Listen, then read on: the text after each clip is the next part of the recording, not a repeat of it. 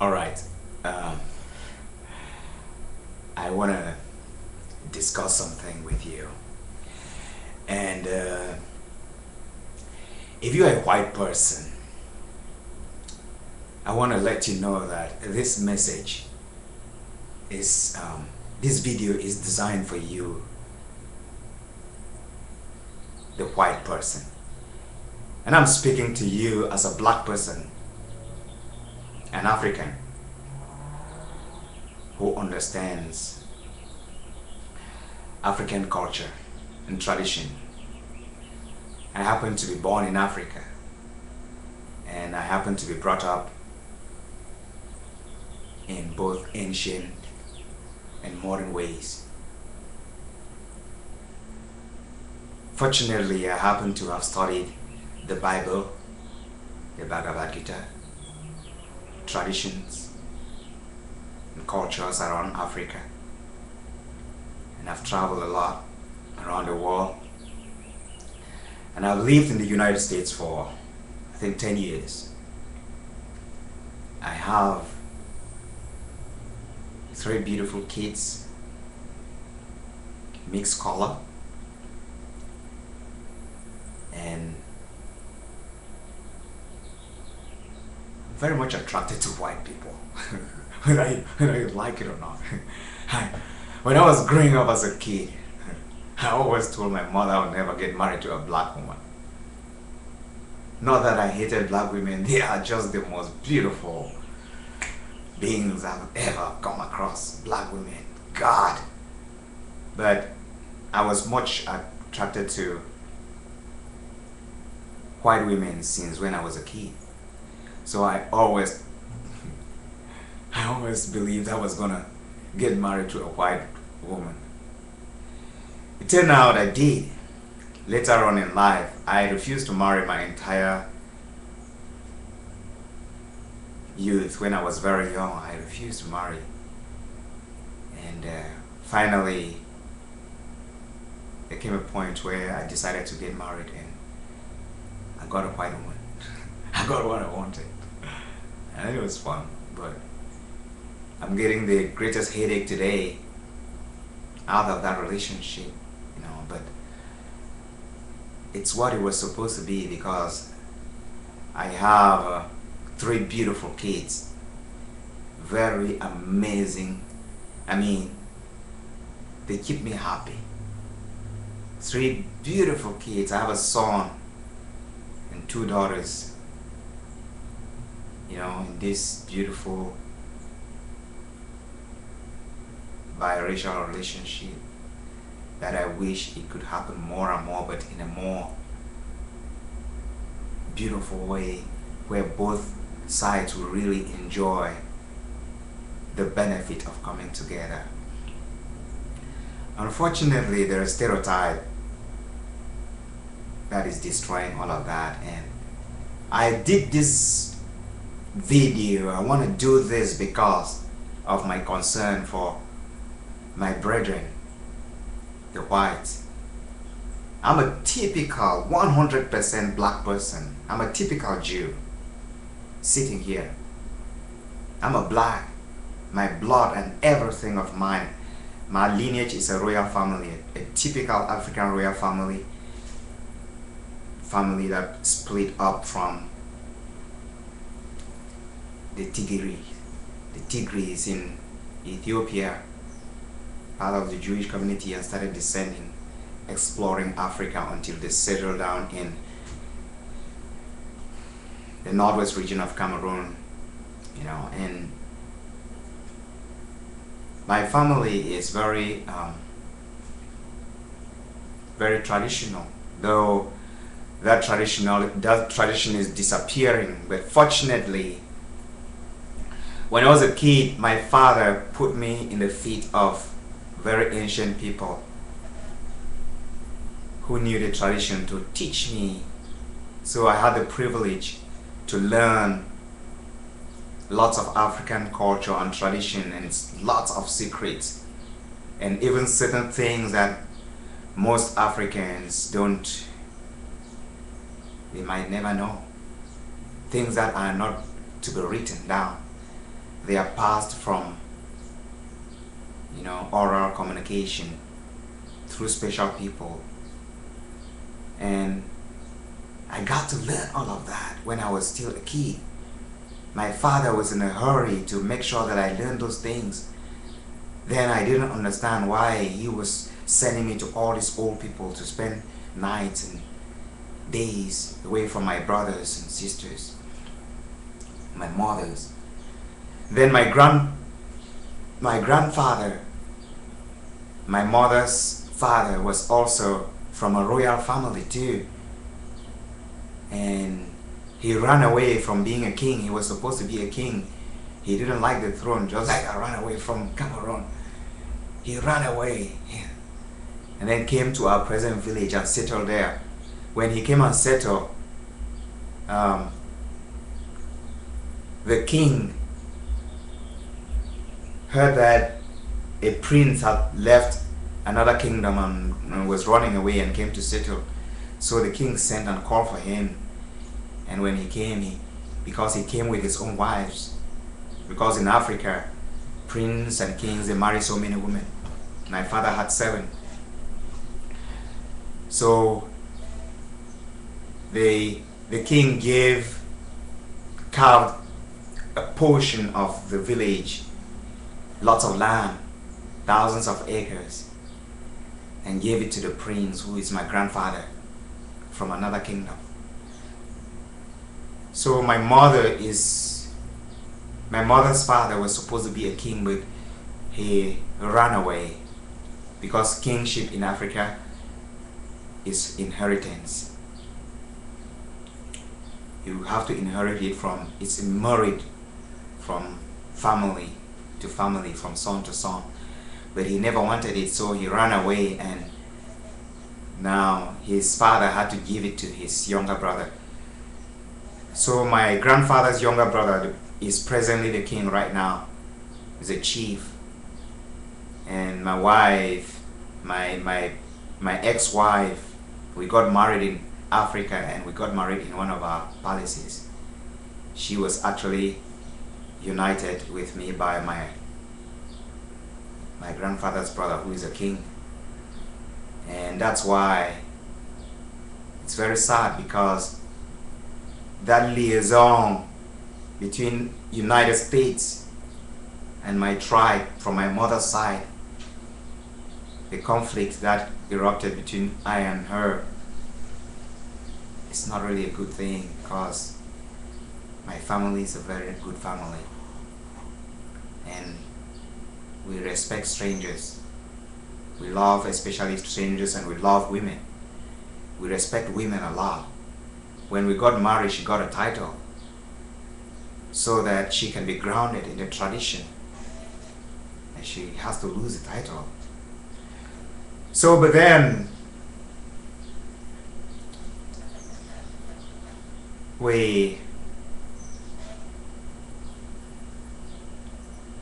I got to know tradition. I know African culture. And now I'm caught up with this American thing, this craziness called racism. And I have children in this relationship. So I'm caught up in a situation where I can't be racist. I can only be a mediator. I can only be someone who fortunately has the information that I can help the white person understand something about life and use it to harness peace around the world, instead of causing the trouble that is going on right now. And that's why I want to put this to you. I want to talk to you about the Bible, about certain principles of life, about black people, black culture, the Bible, spirituality. What spirituality is. It's not what you read in the universities, what you've studied in the Bible and all of that, because this Bible is written by you, isn't it? It's written by the white person, King James. It's not the black Bible. So I have to quote your Bible because it will be convenient for you to understand it, but you wrote it, so I will quote your own words to you so that we don't get confused. Because if I begin to talk to you about African tradition, I begin to quote my own version of this Bible, which is a tradition, which is the most authentic version of this Bible, you will not understand it. But it's the same thing, but not washed away. We call it Akobo, because this Bible is written in Akobo. Akobo is a figurative language for black people. They developed it. Figurative language is not a white man thing. We used it from time immemorial to speak, to record information. That's why you see the hieroglyphics. That's why you see animals. We use the drawings. All it's Akobo. It's thick language. It's like the grammar of English, the hardcore grammar of English, but in a figurative way. It's a mixture of complex communication.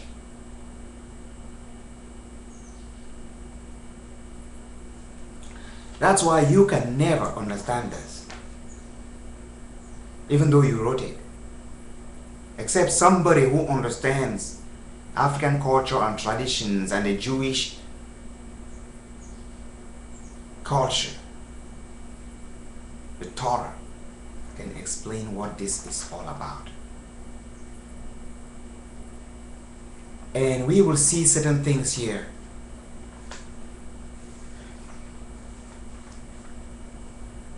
that will help. It will help because I want to be there for you.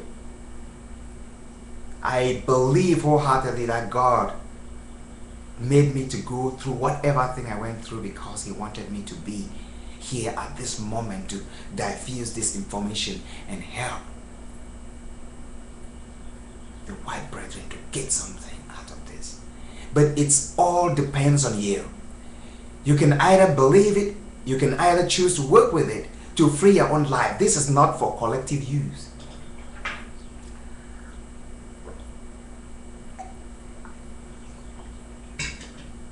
This is for individual use. I'm speaking to you, a white person, as an individual, not as a white race, because there is nothing like a white race. If you have a white skin, a white thought, a white mentality, a white behavior, a white stereotype, I'm talking to you as a person, because you will never be freed collectively. You will be freed as a single person. Seek your freedom. And I will read it for you to understand why you have to seek your freedom. You alone. Seek your own freedom. I will read from your own book that you wrote.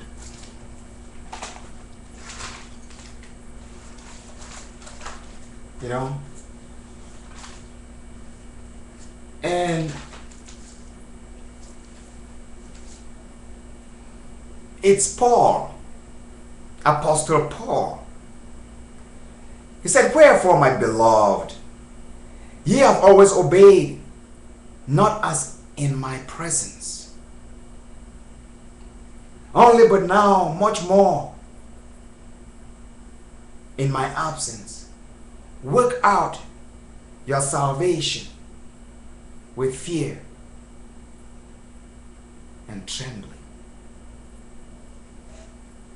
For it is God which worketh in you both to will and to do of his good pleasure."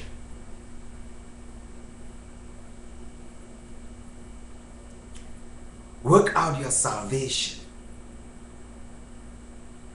with fear and trembling. You as an individual. Don't rely on stereotypes. Don't rely on what Another person with the same skin color like you is telling you, hey, look, you are different. Behave different. Think different. Feel different. Act different. Because your skin color is different. Mine is not beautiful. That is not beautiful. Don't respect him. And you listen to that person. I will tell you something that will shock you. You and that person are not the same. You're two different individuals. You will enter the grave differently. You will die on different dates. Even if you die at the same time, you'll be having a different breath. The last breath you will take, you will send out, it will be a different time from that person. Don't let that person guide your life to failure. To failure from achieving your purpose in this life. There is a difference between you and that person. Make a clear-cut distinction between you and every other single human being. That's what creates your identity. That's what makes you you. That's what makes you confident that you are an individual. You are a person. You are not sharing this individuality with another person. That's who you are.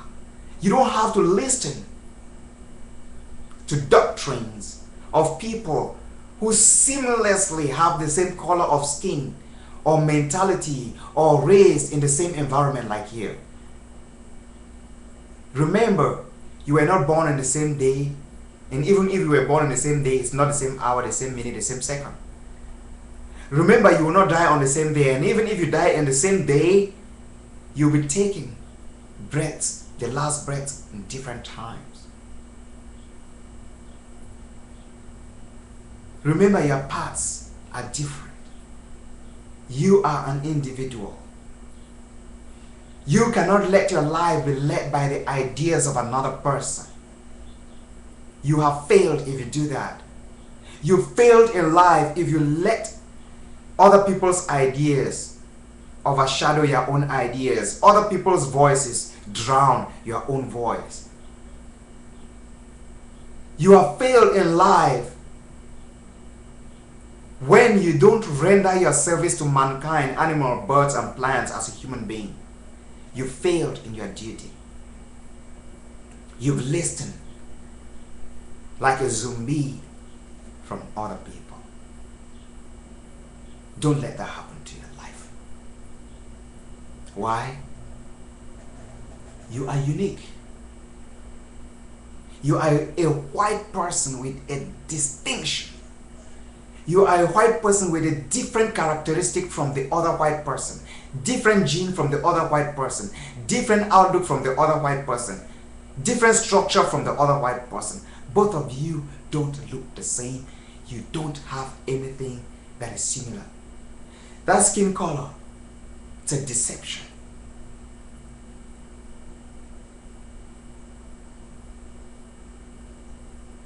If there were no black people, no colors, and only whites, and now you live in the same community, only you white, you will realize that there's going to be discrimination between the two of you. You will realize there will be a problem between you and that person you are agreeing with right now. True or false? Don't be swayed by ignorance. You miss an opportunity when you don't expand your coast.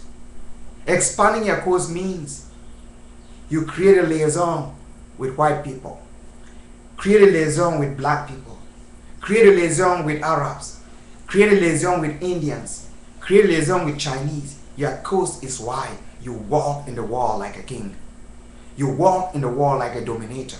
You walk in the wall without fear because you are protected by people from all walks of life, from all races. I walk this life, I don't fear anything.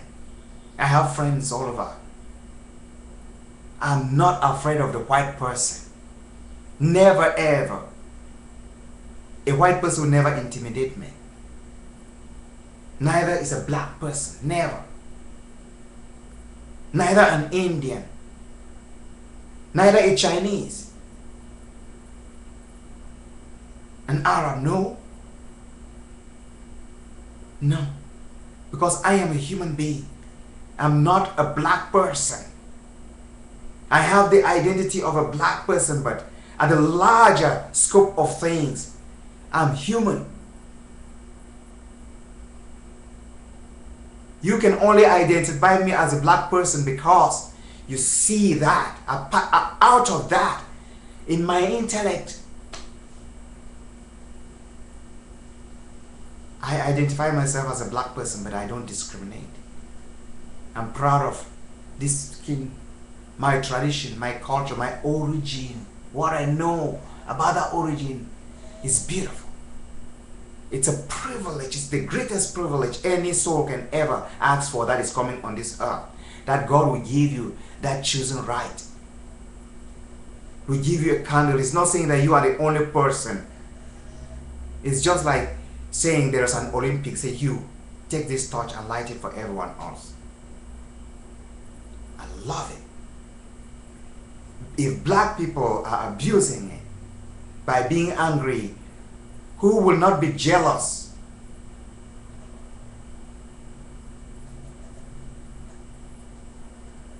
When you will blaze a trail, people will surely be jealous of you. When you have something that others don't have, those people, at times, they will envy you. It's for you to prove that what you have is not only for you, it's for all of us. Let them feel it instead of you sitting there and complaining and crying that white people are hurting us. Yeah, they are doing it. Why are they doing it? Ignorance. How can you do to take it out? Help them. I believe wholeheartedly that if white people are educated very well about what is going on and they understand it, they will be better off and they will do even better. They will make it. A white man is a hard-working person. They are freaking hard-working people. If the white person really understood the truth about creation, about life, about the black race, about what they are, who they are, what they hold, if the white person really knew that he has to trust a black person and work with them to, I know they can do that. Where they have failed is pride, and that pride comes from fear. When you have been traumatized all through your life, you've been running around chased by climate, by violence, by threats, all types of threats, you develop an aggressive attitude. A lion is a lion because it has to survive. It has to hunt, to eat. So it's a white man. He has 4 climates to deal with every 4 months. It's not an easy job. He has to figure out how to deal with those 4 harsh climates. 4 diametrically opposed climates that are dangerously unhealthy for human existence, where the white man has chosen to live. He has to figure it out, how to survive it. It's not only the climate. It's a treacherous terrain. It's the wild animals. It's a strive to protect himself and prepare food, preserve it for the next season.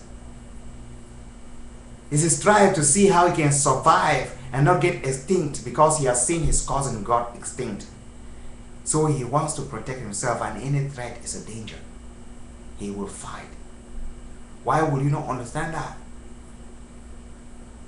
Why would you not know that that is what is going on in his head? That is what is going on in her head. When I look at the eyes of every white person, I see fear. All of them. I see suspicion. When I look into their eyes, that's why the police don't like you looking into their eyes. You see suspicion. He's constantly suspecting you because of his environment. He has learned to survive. He has learned to fight. He has learned to survive through. He's a lion. For that to change, it means you have to help him. He has to feel comfortable. Threats and aggressive attitude doesn't help. The Jehovah's Witnesses are the most peaceful people in the United States today because they didn't fight back when they were being persecuted. They went into educating themselves. They went into building society and solidifying and coming together and sticking together and trying hard to preach peace. And they have done it successfully until everyone is letting them alone. They can knock at any door. When you do that with time, aggressive people get to accept you. They get to realize you are not a threat. I have learned this the hard way in America. For the past 2 years, white people have harassed me in the courts. From my wife to the court, the social system, everywhere, tormented me to take my children. They took away my property, they took away my house, my home, took away my cars, took away everything, put me in the streets. White people. So don't tell me I'm supporting white people because maybe I'm benefiting something. I'm going through the hardest situation where I'm sitting right. I'm here without my children. White people took them away from me.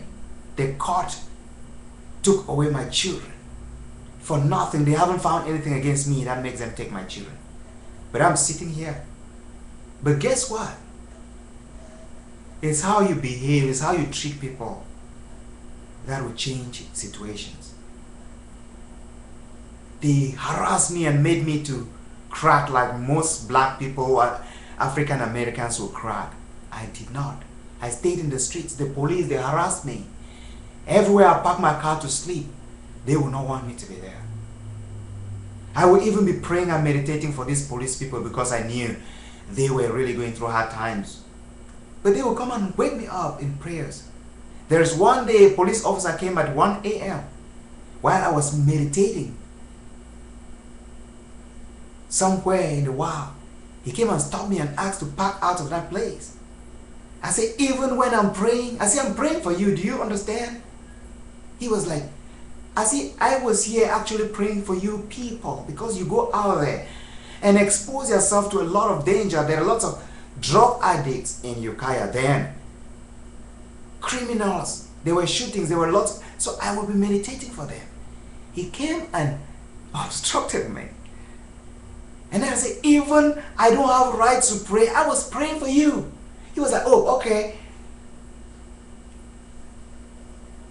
You know, but I went through every single torment they put me through.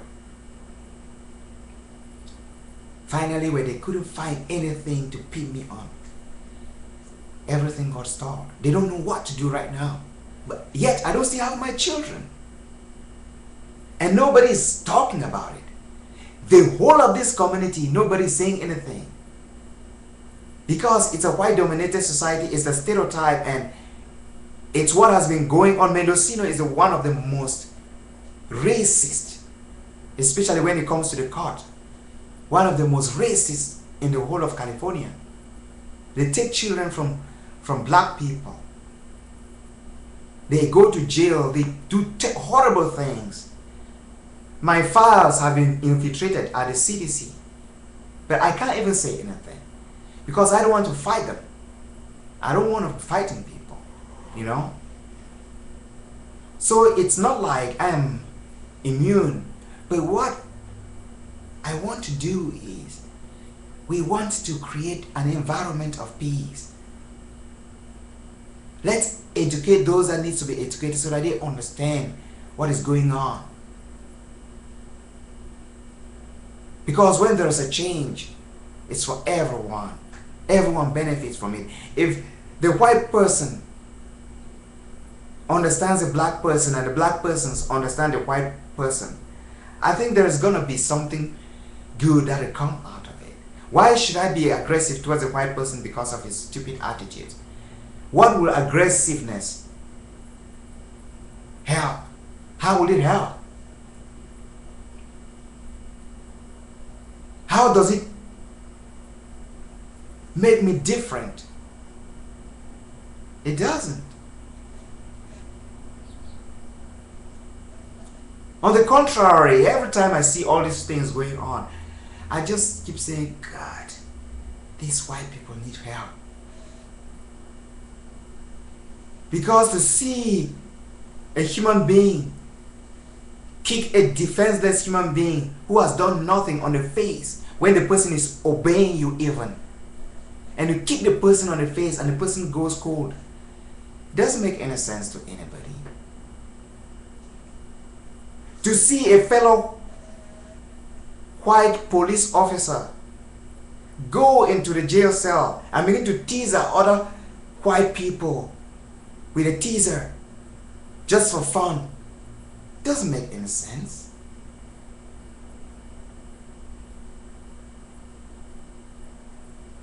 You know about Black Wall Street, right?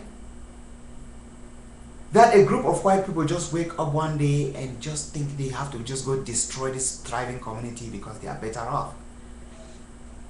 And burn and destroy and kill. It doesn't make any sense. That you kill an innocent young 15-year-old boy, 16-year-old boy, 18-year-old boy, 19-year-old boy. You take away his life for nothing. For no good reason. Doesn't make any sense. Who with his normal senses does anything like that? How could you judge that person as if you are judging somebody who has his normal senses with him? That person needs re-education and not judgment. And that re-education can only come with a lot of intelligent thinking and organized planning. Black people don't plan anything. They don't know they have the knife and the yam in their hands. White people have gone astray. If they were not astray, they would not be hurting themselves and hurting other people. Why can we not understand that and work something out and think something that will help them? They are running after money, they are running after cars, they are running after the buildings, they are running after fake science. It's because they are looking for something, there is a vacuum, something they want to fill. We need to understand that.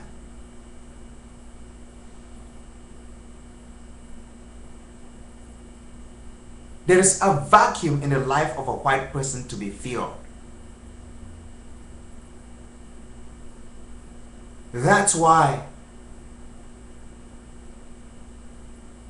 he will think a car will fill that vacuum. An education will fill that vacuum. Money will fill that vacuum. Pleasure will fill that vacuum. And when that vacuum is not filled by all those things, when it's exposed to violence, the person needs help rather than accusations and attack too. Because those accusations and attack, they only lead to more accusations and more attacks. And then the whole war just get blown away. There are white people who are victims of this. They are not part of this, they are also victimized. I was watching a video yesterday. This is a white person victimizing other white people. They have arrested these two people and brought them and put them in an interrogation room. While they are sitting there waiting, these two young people waiting for interrogation, this white police officer walks in with a taser and stand there on the other side and point the taser, ta ta ta, ta ta ta, on both of them, and then goes out and walk and lock at the door. These are not black people. How could you call this discrimination? The person has lost his mind. Those people committing all those offenses, they lose their minds. It's not every white person. There are sane white people in this society who support black people. The thing is, they are confused because they don't understand the truth, but they don't want this. Most of them don't want this.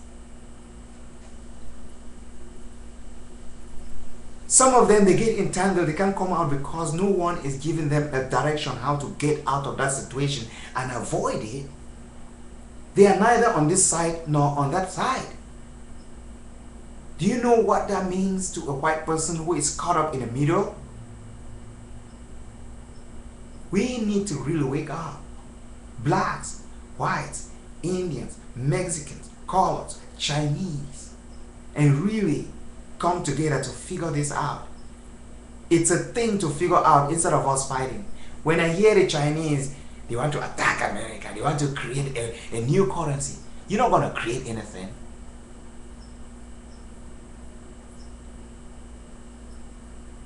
You want to come attack America to create a currency instead of...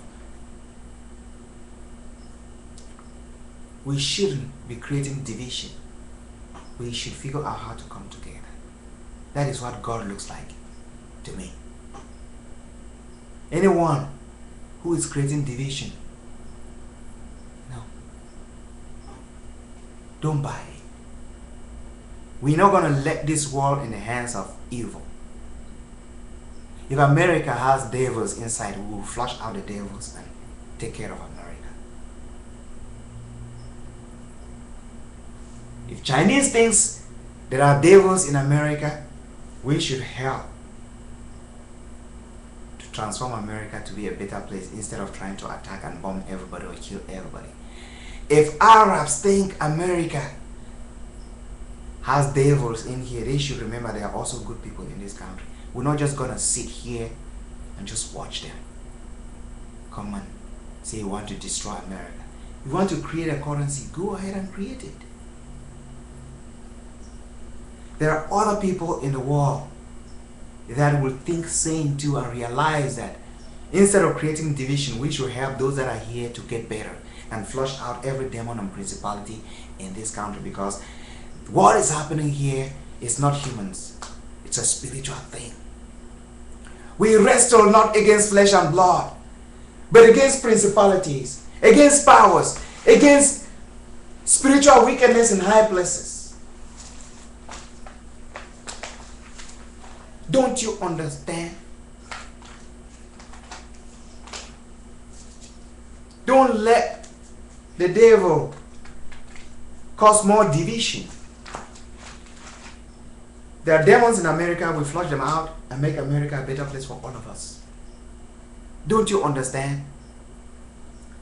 White people, what I'm trying to say is, you are being invaded by demons and principalities. That's why you can go out there and hurt other fellow human beings and don't care. It's not you doing it. There is a demon in you. There is a principality in action. You need to free yourself. Listen to this. For we wrestle not against flesh and blood, but against principalities, against powers, against the rulers of darkness,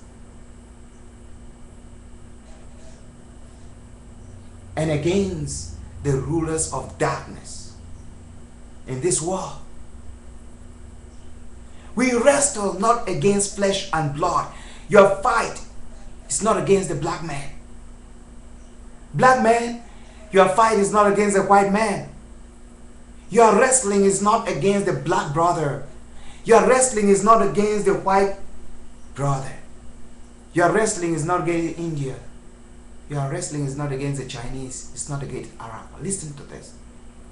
For we wrestle not against flesh and blood, but against principalities, against powers, against the rulers of darkness of this world, against the rulers of darkness of this world.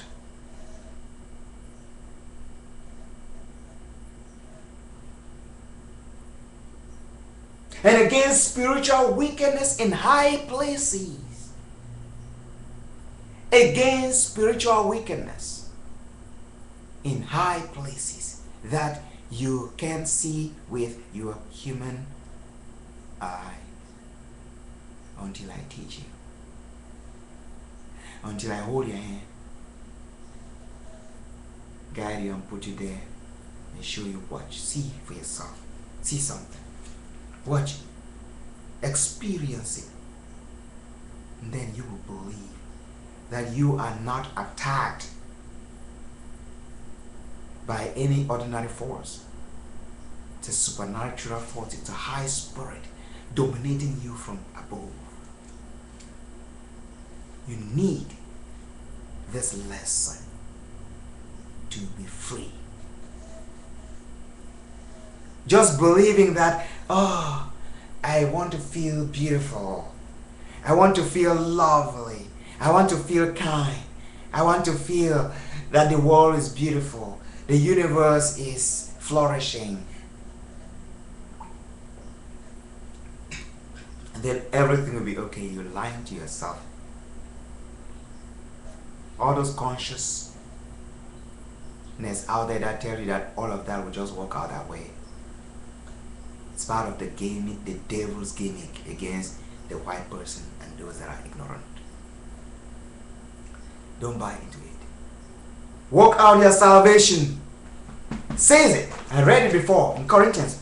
Work out your salvation with trembling and fear. Don't just say, oh, the beautiful, lovely, kindness, joy, peace, and then salvation will come. No, say, work it out. It means all of that included too. But something more. The devil is real. Evil is real. Demons are real. Familiar spirits have been there in your life since the very first day you were born. Familiar spirits. They invaded you, white man. They invaded you, black man. They are in your life monitoring every action and putting you against your brother, enslaving you until they want to keep you on the wheel of karma as long as they can.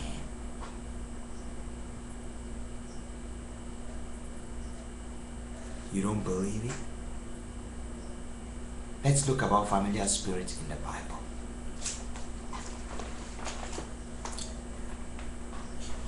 And what the Bible says and warns you, black man, white man, about familiar spirits.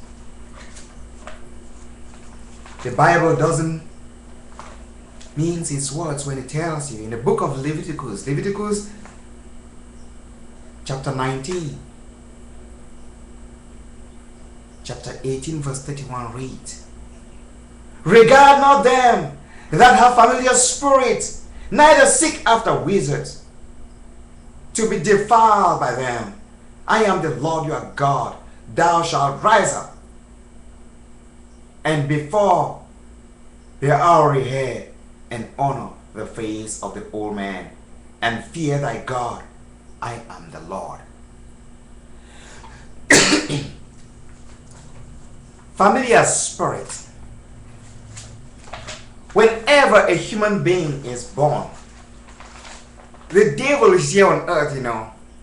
And before he came on earth, he understood everything.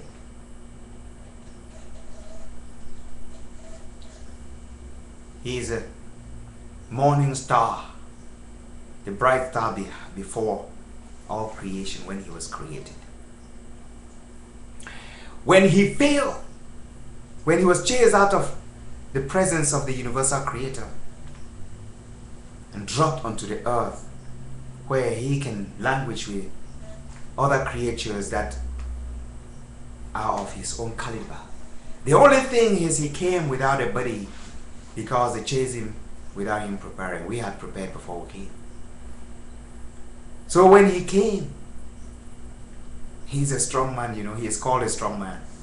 He's a strong man of all the strong men in all the cities of earth.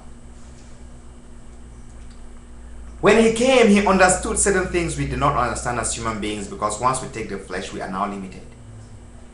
He realized for him to control every man, he has to start with birth, because he knew that birth was the most important thing to bring souls into this life. So to enslave every single human being to control. Listen to this.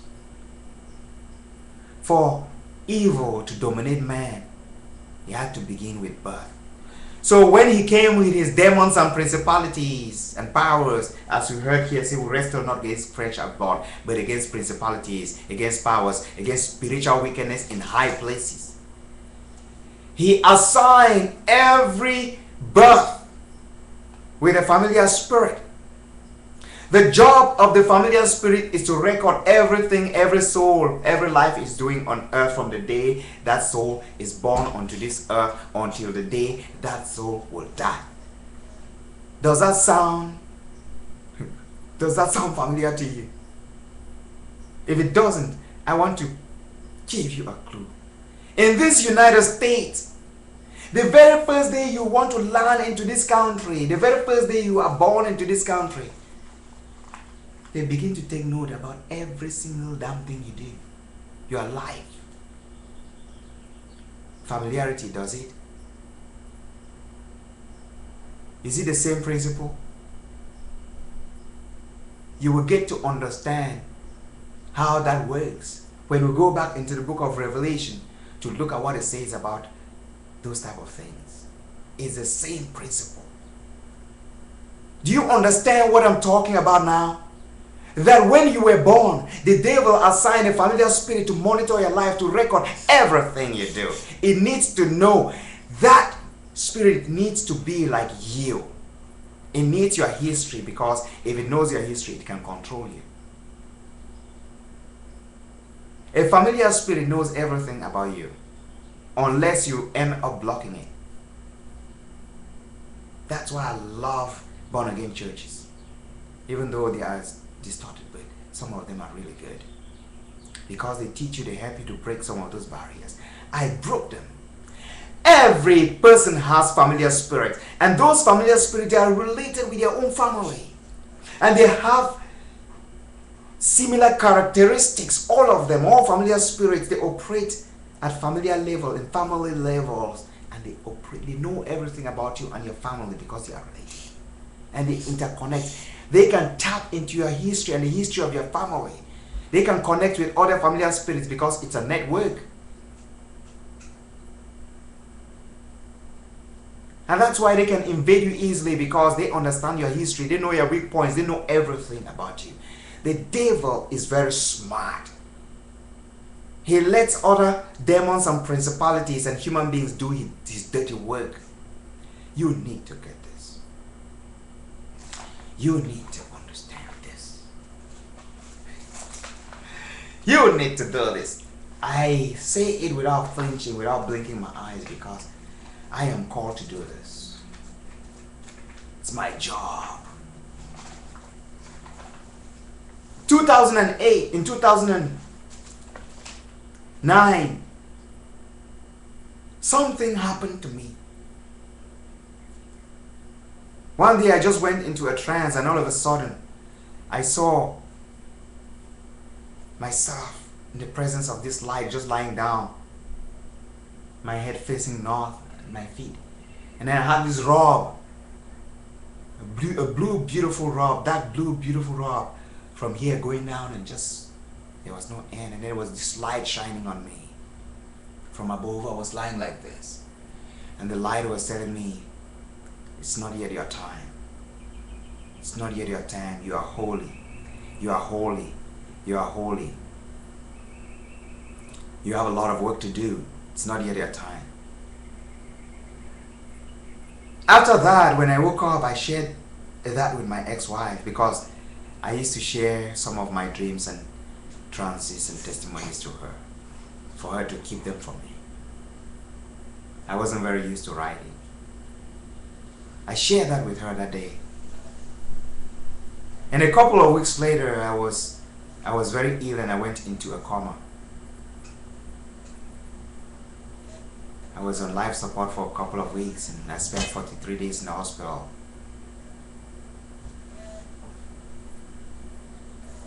During that period of being a coma, I was in a very strange place, which I don't want to talk about right now. The reason why I wanted to share this story is because I want to let you know that most of the things I say, I don't say them because it's out of pleasure. It's because I'm ordained to do it. I say it the way it comes to me, and I will say it because I don't say it because I want to please any mankind or any person or any race. No. I speak the truth because I've been asked to do it. And I do it at the bottom of my heart. I do it because I think it's something that is necessary to free people. In the book of Deuteronomy chapter 18, verse 14 says,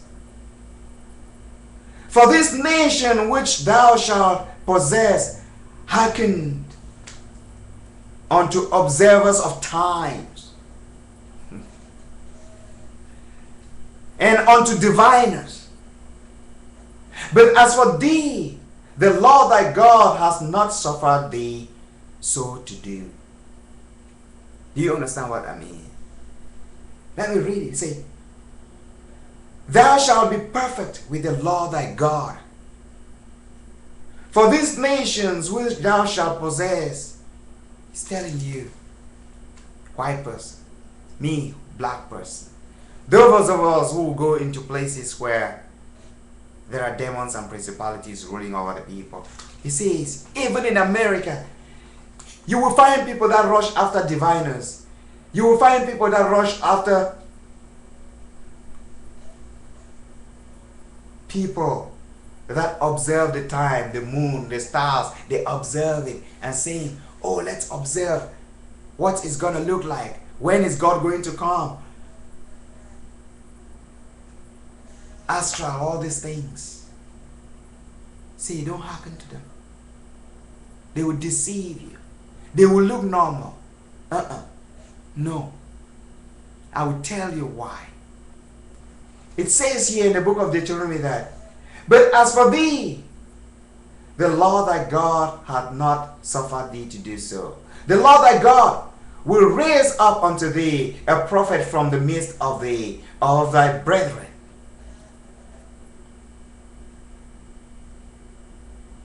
Like unto me, unto him ye shall hearken." See, don't listen to all those diviners, all those stargazers, all those horoscope readers, those that want to read your aura, all of that.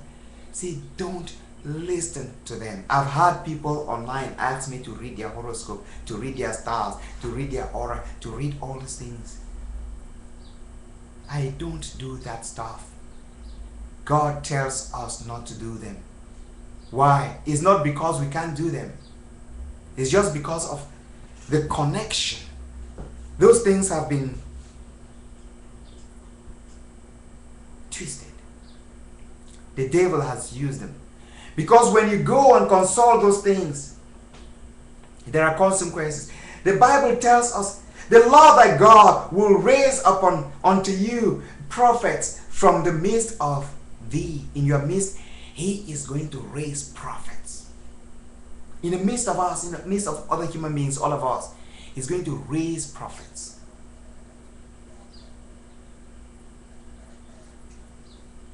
Of thy brethren. And those prophets will be of thy brethren.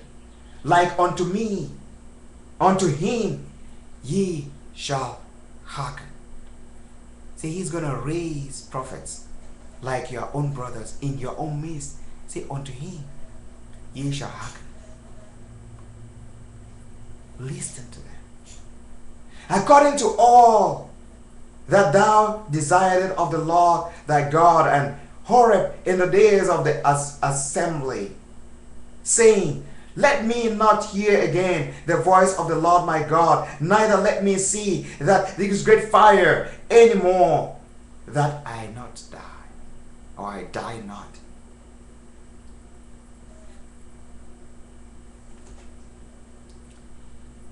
Listen to the prophets of God.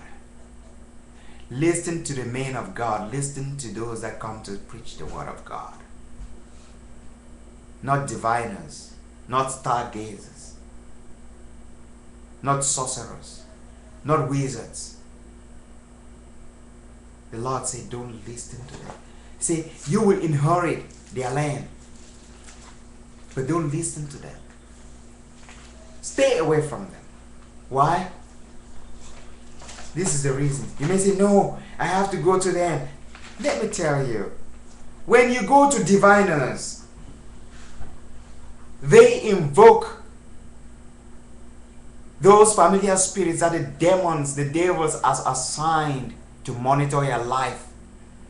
They invoke them. They don't invoke good spirits. When they invoke that spirit will come and begin to tell them stuff about you, and you believe every single one of them.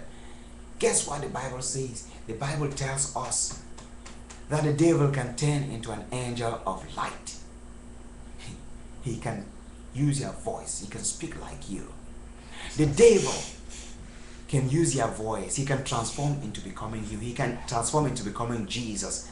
He has done that several times in the presence of many people. He has the capability of doing it. That's why God says, stay away from all those things, because they have been contaminated.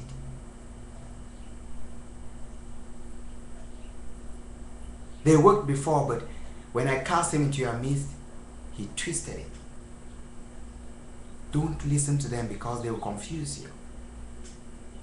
He is a master of all lies. He will use them and put lies in them and tell you, and before you discover, you are swayed in the wrong direction.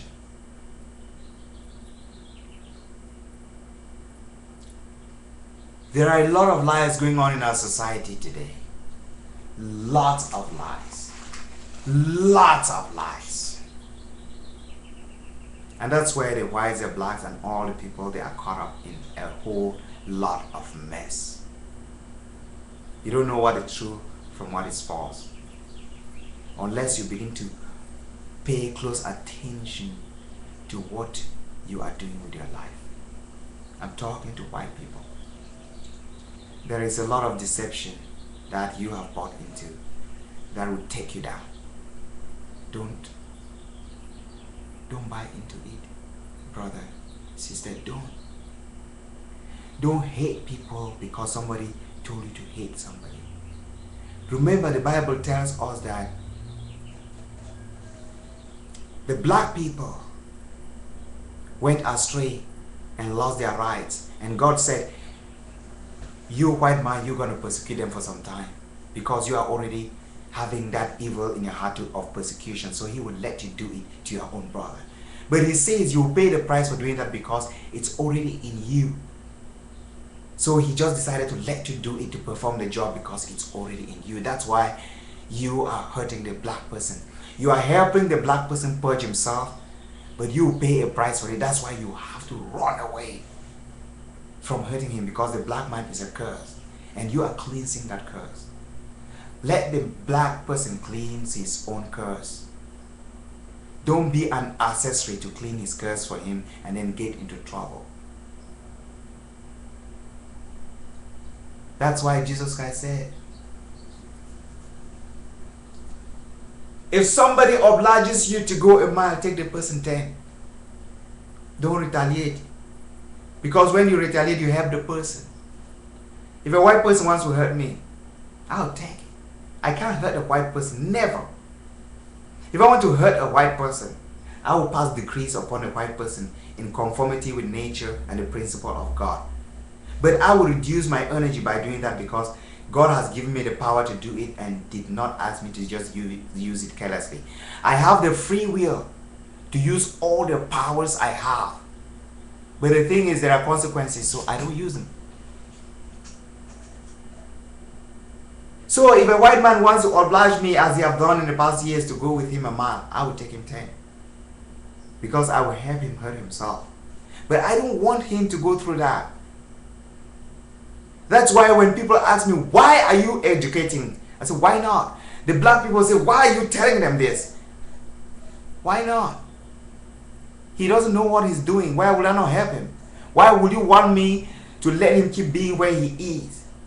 Why would I not protect him? Why would I not let an Arab person hurt himself by hurting the white person? Because the white person is hurting himself by hurting the Arab person. Why will I not diffuse that situation and let peace reign between all the parties? Two wrongs don't do a right. I know I'll be persecuted and persecuted for it, but let me do it. It's good doing good. Ignorance will give way when the right time comes. I would not be there, but I would have done what I needed to do. Doesn't it make sense? Why should I decide to be an accessory to evil when I know I can do something good? It doesn't matter how headstrong the white man is. I'm doing my job. It will serve my children, whom I had with a white person. It will protect my children, because when there is peace between the white man and the black man, the Indian and the colors, my children will be safe. Isn't it smart for me to do it now? Why should I let everything degenerate to a point where I don't have control anymore, and very soon my son will be killed, my children will be killed, when I knew I could do something now? I don't want to see black people going out there and rioting and burning white people's houses. How productive that is. If there was a means of negotiation between a white man and a black man, the white man will not lose his property, the black man will not lose his peace, the black man will not lose his life. The aggressive white person will be contained. The peaceful white person who wants to feel peace will find happiness. Doesn't it make sense? The white person who is despising me, I don't really care about him, because he is just as ignorant as the despise itself. He doesn't change anything in me. He doesn't change my intelligence. He can only make me feel bad for a moment, but it doesn't change anything. He's piling karma on himself. Why should I go pile karma on myself by behaving negatively against a white brother or a white sister who has just simply become so ignorant and mean? How does he or she get educated if I behave the same way? We should be smart. We should stop pouring gas on flame.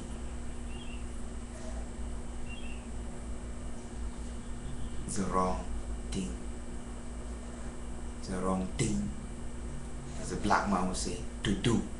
It's a wrong thing to do. Please, can you write? Can you transcribe?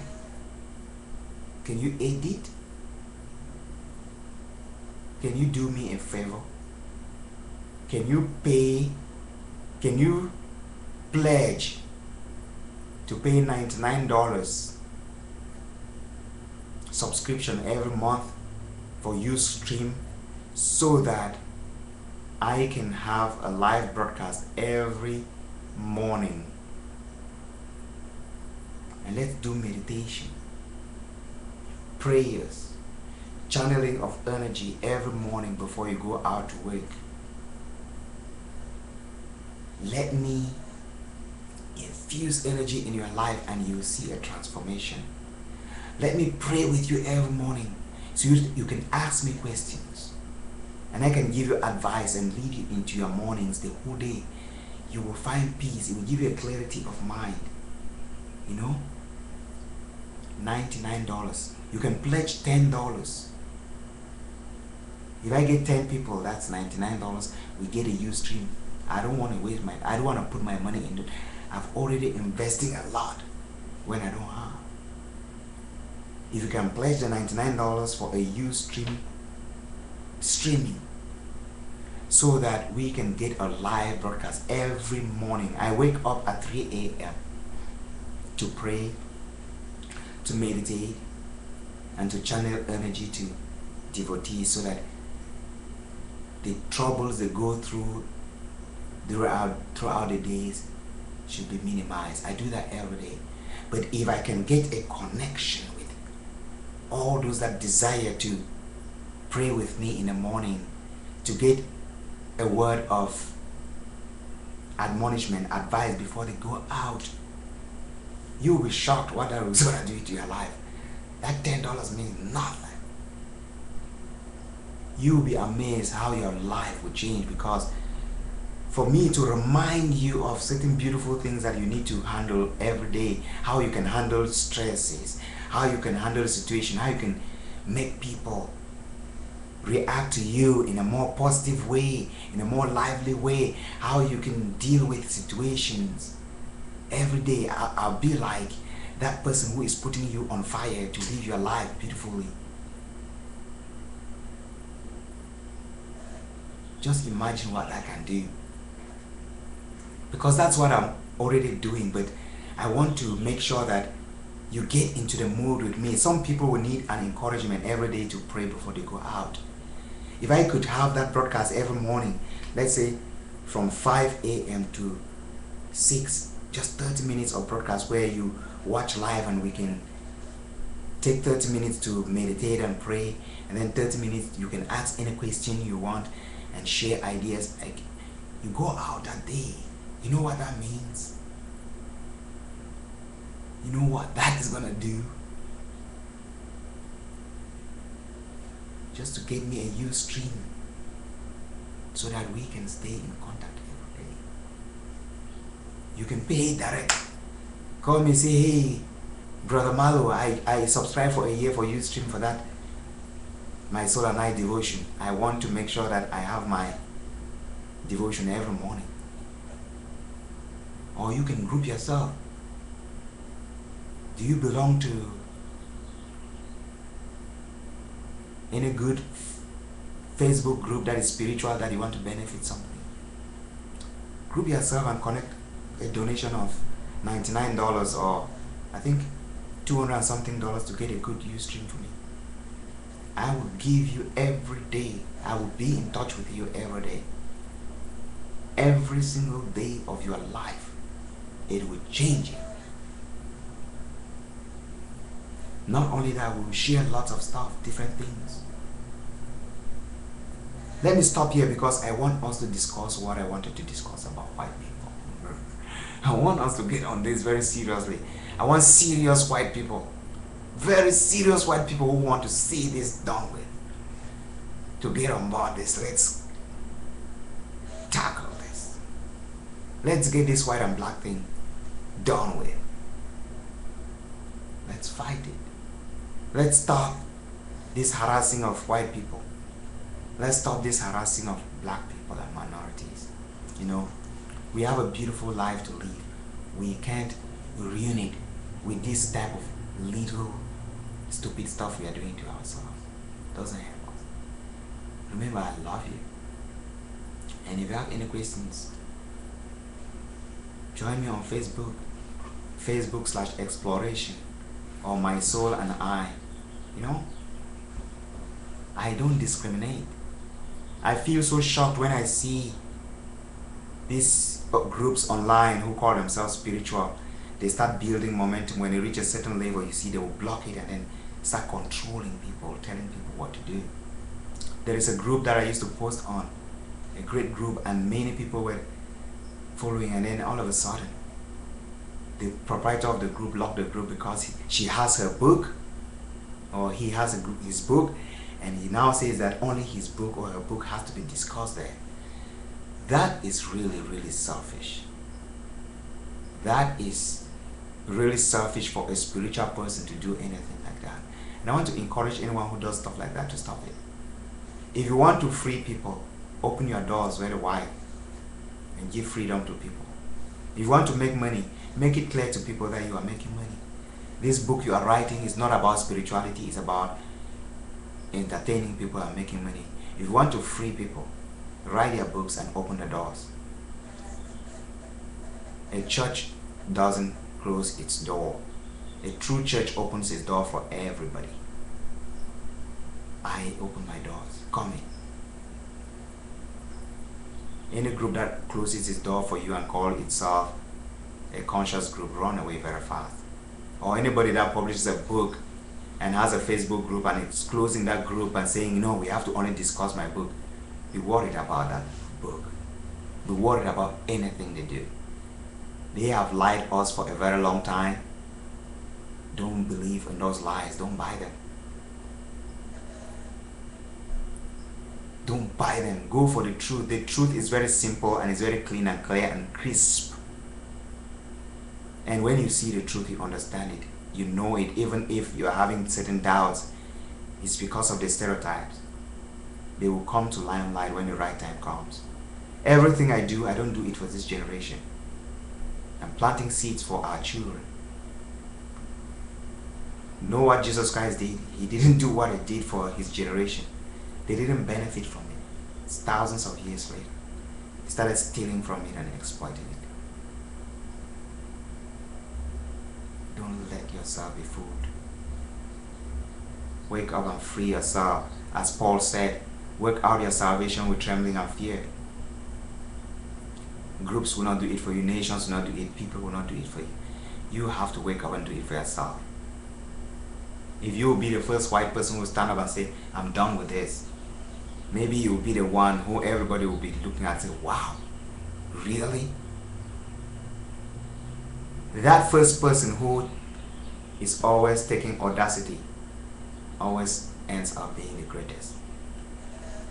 That's why you see me, I do what I do. I don't care what people think. I don't really care what people think.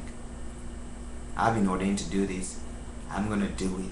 And I'll do it in the most how I think I want to do it.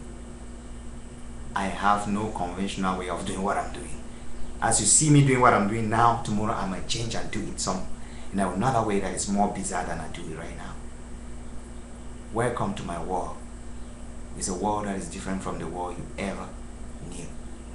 It's a world you don't even know, because my world is really, really genuine. I'm not a respecter of persons. I just want to be there for every mankind who is saved. Let's go to the second part of this message, which is for you. I promise to do it, but the second part is really for you. And we'll dissect certain things that will clear your mind about lots of